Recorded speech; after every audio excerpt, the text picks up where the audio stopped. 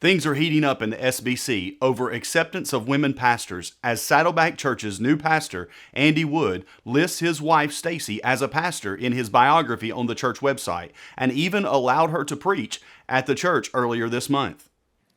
Now let's give Stacy a warm Saddleback welcome as she comes to the stage for the message. Hey, hey, hey, Saddleback Church! Oh, wow! Hello friends, I'm pastor and teacher Jonathan Burris. The goal of this channel is to help Christians stand tall in a fallen world. As we get started, look down and find that button that says subscribe and click it if you haven't already done so, and share this video with someone you like or someone you don't like.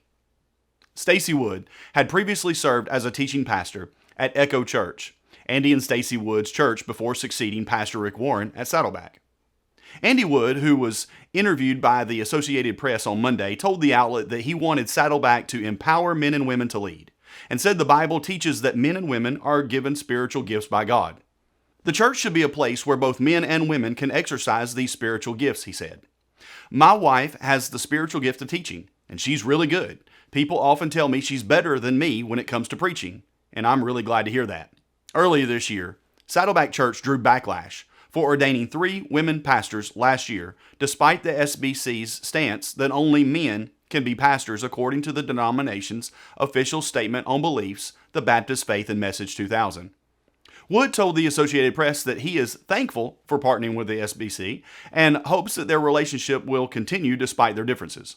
I'm not looking to engage denominational pastors, Wood said. I'd really like to be a unifier of people to help, love, and support pastors in the SBC. Here's the problem. Saddleback Church is escalating their position of allowing women to preach and pastor despite the official position of the Southern Baptist Convention as laid out in the Baptist Faith and Message 2000 that only men can be pastors. There are already a number of schisms brewing within the SBC. Arminians, Calvinists, and even Molinists are at each other's throats, and we do not think that's going to change anytime soon. Additionally, there's a fight between conservative and progressive Christians over things like CRT and racial reconciliation. And then there is this fire that Saddleback threw gasoline on back in 2021. One thing is quite clear. The Southern Baptist Convention is a hot mess right now.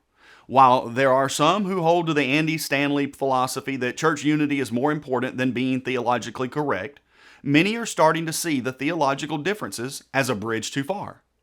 Whatever happens, stay tuned. It's going to be most interesting in the fight for the future of the SBC. I may be an outsider in this fight, but some of my dearest friends are pastors and members of the SBC. My sincere prayer is for righteousness above reconciliation, if both are not possible.